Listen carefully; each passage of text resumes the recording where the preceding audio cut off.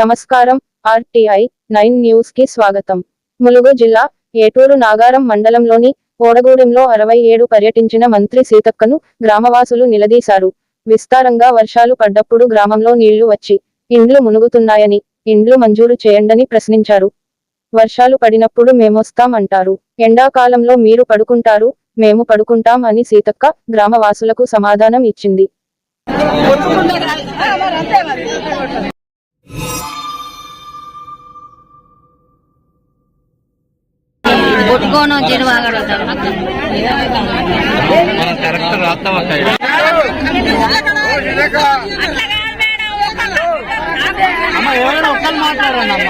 మాట్లాడండి.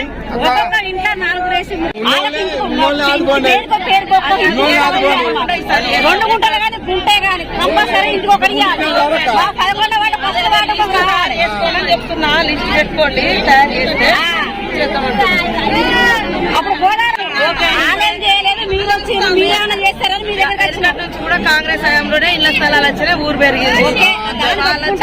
మేము చేస్తామని అంటారు, లిస్ట్ పెట్టుకుని చెప్తున్నా. అదే మేడం, లిస్ట్ పెట్టుకుని అంటారు. ఇప్పుడు వర్షాకాలం వానలల్లా నేనే అంటాను, వానలు కుడితే మేము వస్తాను, మీరు గుర్తు చేస్తారు. ఎండాకాలంలో మీరు నిద్రపోతున్నారు, మీరు నిద్రపోతున్నారు. ఈ లోపు ఫారెస్ట్ భూమి అంటే ఫారెస్ట్లతో మాట్లాడతాం, రెవెన్యూ అయితే మనమే ఇచ్చేస్తాము.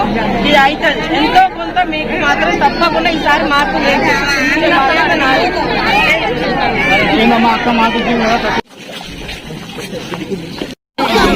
మనిషి వస్తే ఇప్పుడు ఈ గోదావరి ఏంటి, ఇల్లది ఏంటి, కోడిపుంజులాగా ఇల్లు ఇస్తానంటే మళ్ళీ అడుగులేదు.